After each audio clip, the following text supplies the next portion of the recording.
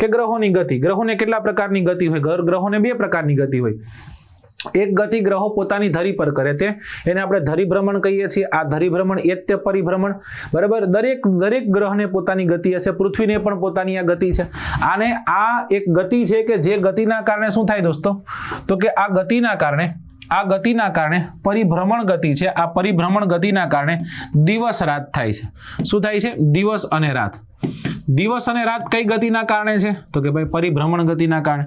પૃથ્વીની પરિભ્રમણ ગતિ આપણે જોઈ હતી. શું જોઈ હતી ભાઈ? તો કે 23 કલાક અને 56 મિનિટનો સમય ક્યાંક પૃથ્વી છે પૃથ્વી લે છે. ઓકે, ત્યાંથી આગળ ગયા હતા પરિક્રમણ ગતિ. કોઈ પણ ઓબ્જેક્ટની ફરતે ફરતે એક ચોક્કસ માર્ગમાં થતી ગતિને પરિક્રમણ ગતિ કહીએ છીએ. રાઈટ, આને આપણે રિવોલ્યુશન કહીએ છીએ, આને આપણે રોટેશન કહીએ છીએ. જો પરિક્રમણ ગતિની વાત કરવામાં આવે તો પૃથ્વી સૂર્યની ફરતે ફરતા 365.25 દિવસનો સમય લે છે. એટલે કે 365 દિવસ 5 કલાક 59 મિનિટ વગેરેનો સમય લેતી હોય છે. આ જ કારણે શું થાય છે દોસ્તો? તો કે આ જ કારણથી ક્યાંક આપણને વર્ષ બદલાતું જોવા મળે અને એટલા જ માટે આ ગતિને આપણે કેવી ગતિ કહીએ છીએ? તો કે વાર્ષિક ગતિના નામે ઓળખીએ છીએ. પછી ત્યાંથી આગળ ગયા હતા કે પ્રદીપ્તિ વૃત્ત એટલે શું? તો કે પ્રદીપ્તિ વૃત્ત એટલે કે એવું વૃત્ત કે જે દિવસ અને રાતને અલગ દેખાડતું હોય કે અલગ પાડતું હોય એવા વૃત્તને પ્રદીપ્તિ વૃત્ત કહીએ.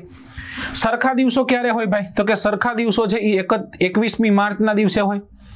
સરખા દિવસ અને સરખી રાત. અને હોય છે 21મી માર્ચના દિવસે હોય છે ને 23મી સપ્ટેમ્બરના દિવસે હોય છે.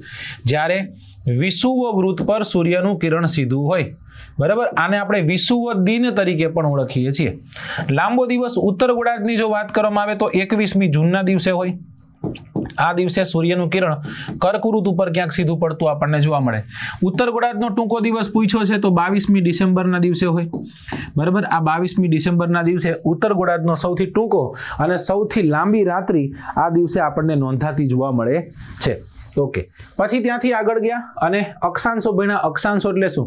પૃથ્વીના ગોળા પર દોરેલી આડી કાલ્પનિક રેખાને અક્ષાંશ કહીએ છીએ. અક્ષાંશો વર્તુળાકાર છે. અક્ષાંશોની સંખ્યા 181 છે. 90 + 90 + 1 અક્ષાંશો છે. અક્ષાંશો બે અક્ષાંશો વચ્ચે 111 કિલોમીટરનું અંતર છે. એક શબ્દ વાપરવો રહી ગયો અને બે અક્ષાંશો છે ને એકબીજાને સમાંતર છે એવો શબ્દ આપણે વાપરી શકીએ, બરાબર. પછી આ જ અક્ષાંશોમાં મુખ્ય અક્ષાંશોની જો વાત કરીએ તો કર્કવૃત છે. કર્કવૃત એટલે 23.5 ડિગ્રી ઉત્તર અક્ષાંશ. આ કર્કવૃત વિશ્વના 3 ખંડમાંથી, વિશ્વના 17 દેશોમાંથી, ભારતના 8 રાજ્યમાંથી અને ગુજરાતના 6 જિલ્લાઓમાંથી પસાર થતું જોવા મળે છે. કર્કવૃત ભારતના મધ્યમાંથી પસાર થાય છે. એટલે કર્કવૃતથી નીચેનો જે ભાગ છે એને આપણે ઉષ્ણકટિબંધ કહીએ છીએ. રાઈટ, 0 ડિગ્રી અને આની કોર મકરવૃત સુધીનો ભાગ. એટલે ભારતનો થોડો ભાગ ઉષ્ણકટિબંધ અને થોડો ભાગ ક્યાંક સમશીતોષ્ણ કટિબંધમાં આપણને જોવા મળે. પછી આપણે ગયા મકરવૃત. મકરવૃત એટલે શું? તો કે મકરવૃત એટલે 23.5 ડિગ્રી દક્ષિણ અક્ષાંશને આપણે મકરવૃત કહીએ છીએ, બરાબર. આ મકરવૃત 10 દેશોમાંથી પસાર થાય છે. 3 ખંડોમાંથી પસાર થાય છે. દક્ષિણ અમેરિકા, આફ્રિકા અને ઓસ્ટ્રેલિયા. જો દેશો પૂછે તો કેટલા છે? 10 છે. મકરવૃતને 2 વાર ઓળંગતી નદી કઈ છે? લિમ્પોપો. કર્કવૃતને 2 વાર ઓળંગતી નદી કઈ છે? એનું નામ છે મહી નદી. કઈ નદી? મહી નદી, બરાબર. પછી કર્કવૃત ભારતના 8 રાજ્ય કયા કયા? તો એ પછી તમને ખ્યાલ જ હશે, પણ છતાંય કહી દઉં ચાલો ને. મધ્યપ્રદેશ, મિઝોરમ, પશ્ચિમ બંગાળ, ગુજરાત, ઝારખંડ, રાજસ્થાન, ત્રિપુરા અને છત્તીસગઢ. ગુજરાતના 6 જિલ્લાઓ કયા? કચ્છ, પાટણ, મહેસાણા, ગાંધીનગર, સાબરકાંઠા, અરવલ્લી. રાંચી નામની રાજધાની કર્કવૃત રેખા પર આવેલી રાજધાની છે.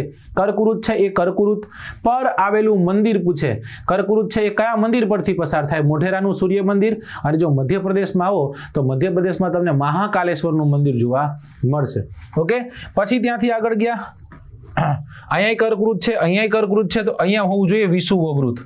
કયું વૃત હોવું જોઈએ? વિષુવવૃત. વિષુવવૃત એટલે 0 ડિગ્રી, બરાબર. વિષુવવૃત 40,076 કિલોમીટર જેટલું ક્યાંક આપણને જોવા મળે, રાઈટ. અને 1670 કિલોમીટરની સ્પીડથી પૃથ્વી ક્યાંક આપણને વિષુવવૃત પર ફરતી જોવા મળે. એટલે વિષુવવૃત પર પૃથ્વીની સ્પીડ સૌથી વધુ છે, યાદ રાખજો. વિષુવવૃત કેટલા દેશમાંથી પસાર થાય? 13 દેશમાં. કેટલા ખંડમાં પસાર થાય? 3 ખંડ. કયા કયા ખંડ? આફ્રિકા, એશિયા અને દક્ષિણ અમેરિકા. ડન છે. વિષુવવૃતને 2 વાર ઓળંગતી નદી કઈ? નદીનું નામ હતું કોંગો. સંખ્યા કેટલી હતી? 181 અક્ષાંશોની. કટિબદ્ધો કેટલા હતા? 3.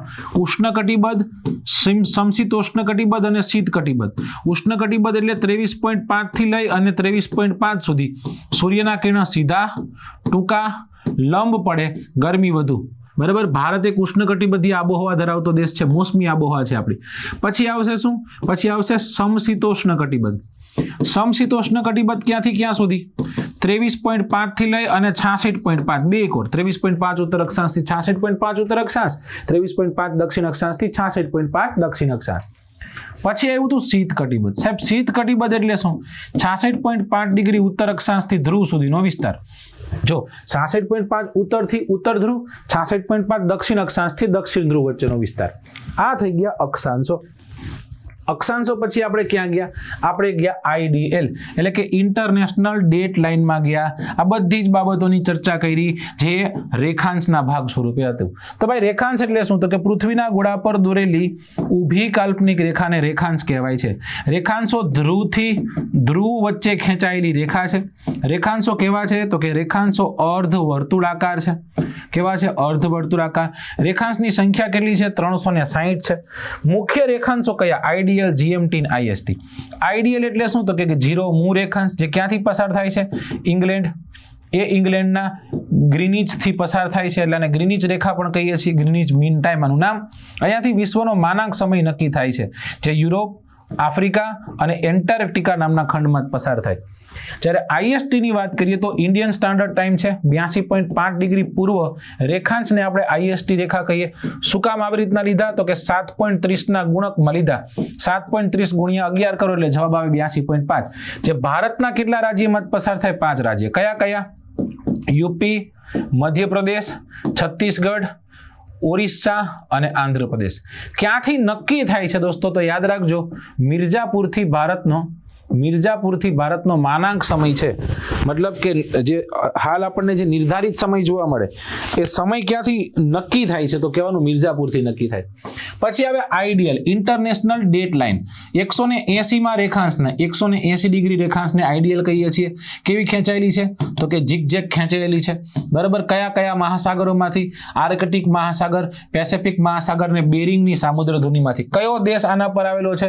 તો કિરીબાતી નામનો દેશ છે. એ કિરીબાતી નામના દેશ પરથી આ પસાર થતી આપણને જોવા મળે. અહીંયાથી વિશ્વનો માનાંક સમય નક્કી થાય છે. શું નક્કી થાય છે? વિશ્વનો માનાંક સમય. આ આઈડીએલ રેખા છે. આ પૂર્વ ભાગ કહેવાય અને આ પશ્ચિમ ભાગ કહેવાય. જો તમે આઈડીએલ રેખામાં પૂર્વથી પશ્ચિમ તરફ આવતા હોય, અહીંયા તારીખ 7 હોય તો અહીંયા તારીખ 8 હશે. શું હશે? 8 હશે. અને એટલા જ માટે દોસ્તો જ્યારે તમે પૂર્વથી પશ્ચિમ તરફ આવશો ત્યારે તમારે દિવસનો શું કરવો પડશે? ઉમેરો કરવો પડશે. ધારો કે તમે બુધવાર લઈને બેઠા હોય તો ગુરુવાર થઈ જાય. 7 તારીખ હોય આને ઓળંગી ગયા તો 7 તારીખ હોય આને ઓળંગી ગયા તો તમારે તમારા શું કહેશું જે દિવસ કે પછી ડે દેખાડનારું જે કેલેન્ડર છે એમાં એક દિવસનો શું કરવો પડશે? વધારો કરી દેવો પડશે. ઊંધું પશ્ચિમથી પૂર્વ તરફ જશો તો ઘટાડો કરવો પડશે. બરાબર. 8 તારીખ હોય તો જો આ લાઈનને તમે ટપી ગયા તો તમારે 7 તારીખ કરવી પડશે.